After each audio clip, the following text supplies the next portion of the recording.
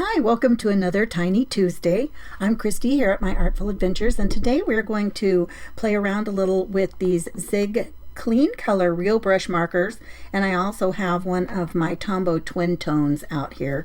It has such a tiny little nib, and we can just use it real quick for some things. But these are water-based markers. I've got more colors than this, but I just laid these out here so you could read them clearly. So these are water-based markers, and I love the look that you can get with them. It's a little bit different than the method that we're going to use today is different than when we have used the Tombows and brushed them on a surface and then put them on, basically using them like watercolors. I want to show you today how you can use the colorless marker, or the blending. It's called a blender. That's what it's called, blender. It has no color in it, and I want to show you today how you can use this with the markers and really get some fun looks. And so you really don't have to, it's not difficult at all, and we're just going to play around. I'm going to show you how much fun it is, and we are going to use the colorless blender and some of these colors. So let's just start with the little house up here.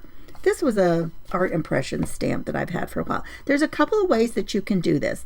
You can either just lay some color down and then use your blender and then just pull it out. Now what I'm also using is a Strathmore 300 series Bristol smooth paper, and you want to make sure that if you are using this technique that you are using a smooth paper, that this color will kind of, when you pull it along, it kind of floats on the paper, so to speak, and then you can just pull it over. If you use this method on some other kinds of papers, it's not going to pull. The color is just not going to move like it will on this kind of paper. And so, it's always something that you have to consider is the kind of, papers that you're using. And I'm okay with some of this. I think I might even put just a touch down here along the window so we can add some more of that color in. It's getting kind of light. And you can also use this to where you can use one dark marker and one lighter marker and kind of blend them to where it actually gives you more of a shaded, blended look like alcohol markers. Not the same, not quite the same, but still it is a lot of blending. So you can get a look that's a little bit different than just how it would look with the watercolors. And so, I'm not sure. Now, when you want to switch to a different color, all you have to do is take your brush and just swipe it off like that. And then you've pulled that color off. And I think I've got this pretty, well, let me make sure. I'm going to just do this over here. I'm not sure. I think this is it. I had one that I wanted to use kind of for more of kind of a brick color. Let's use this kind of like one of the terracotta colors. So we're going to just brush this on and blend it out, and then I'm going to show you another way. Down on these umbrellas, I want to show you another way that you can use these. And so you can just blend it down. And so, either direction you want to use, you can get as much blending or as little as you want. So look how easy that is, you guys. Super fun. Let's give it a little bit of color. Now here's the other thing that you can do. You can also take one of the markers that you want to use and just take this blender and just tap it on here and get your color like that. And that also works. And then you can just lay that color down. And that's also another super easy way to, to get that on there. And then if you're going to do some bigger spaces, something else that you might try is to take your color.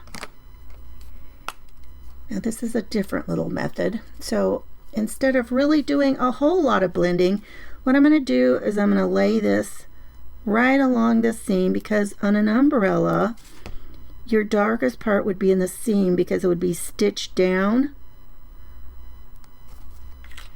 And I'm just going to take that and I'm just going to pull it out from the center, or the little lines there, and just pull that out. So as soon as you use your little colorless blender, it starts to activate that, and then you can pull that out. And of course it's going to work different, and you can leave places just like with watercolor. You can keep blending if you want to, if it's too dark for you. I'm surprised actually how much color, well, and you can see, look how that just keeps blending out there. That was a lot of color for just that one little line. And then just a little bit over here. Oops, almost got it into that little house. But you can see how easy that blends. You can also swipe off your marker, and if you need to pull some back out, just kind of like watercolor, you can wet your brush and pull water out, or pull your color out a little bit like that. And it's kind of like that with this brush. So that makes it super great to be able to pull a little more out if you had trouble with that. So let's use let's do a yellow one here. But same thing, it just is so easy, and I think I'll just run it right along those seams again. Let's see how this is. But because this has a brush tip and it's very fine, you can do pretty good for doing little small areas like that.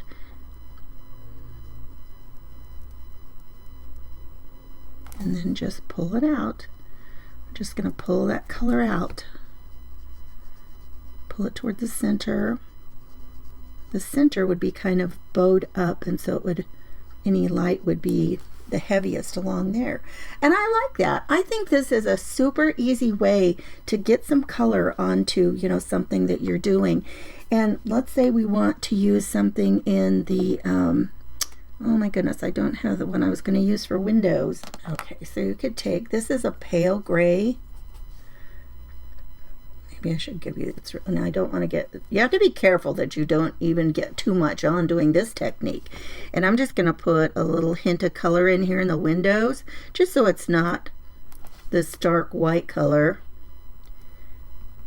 And you'd be surprised, even with just a tiny bit, what a difference that it can make. And maybe if you don't want the little gray, we could try a pale blue. Okay, I've grabbed a different one. This has a little bit more of a cool tone to it. So let's see how that works in the windows.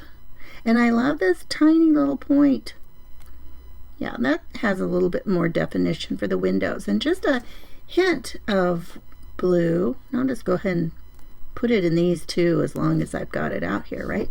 So I'm just tapping it on, just grabbing that brush, or grabbing the color with my blender brush. Whoops, I got kind of out of the way. And then if you need to pick up some color, just like I showed you, just clean off your brush and you can just clean it off, just that easy. So, try the colors. And you guys, probably the cheapest place that I have found the Kuretake Zig Clean Color Real Brush markers is on the store on Amazon. Kuretake has a store on Amazon. And honestly, I have not found, like, if you want a set, I don't think you can buy individual markers there, but if you are looking for a set, they have great pricing on their sets. Now, if you need individual markers, they also come individually, and they have great deals sometimes at some of the big stores. I know Jet Pens and Dick Blick both have different kinds of things that you can grab, different markers. I think they try to carry all the markers like that.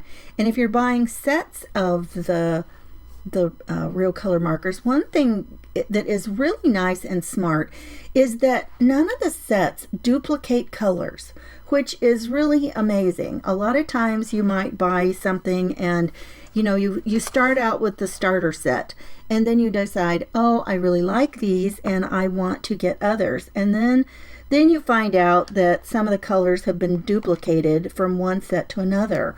So then what are you going to do? So I really am pleased to find out that that's not the way that works. with these markers.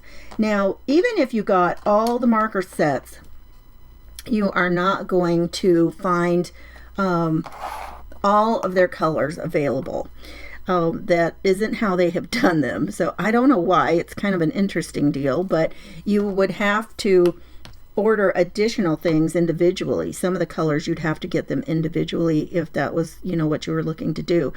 But I think that, you know, it seems like most of the colors kind of have a light and a dark. So if you were looking to shade and blend like you do with, you know, with alcohol markers, that's what you would want to do. You'd have to have more colors. But you can see by just using, you know, a marker and blending it out, you can get a lot of shading, even just with the one tone of the marker. So you guys, I hope that you have enjoyed this. I'm not going to make you sit here and watch every bit of what I am going to color, but I just hope that you have had a chance to kind of see what you can do, see what they're like, and maybe you want to give them a try.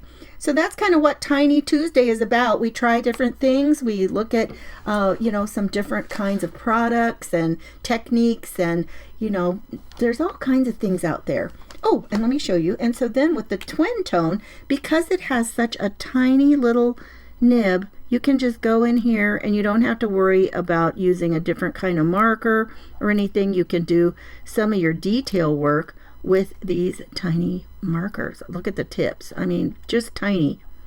And so that's always kind of nice to be able to go in, and I don't have to worry about being perfect with what I'm doing with it.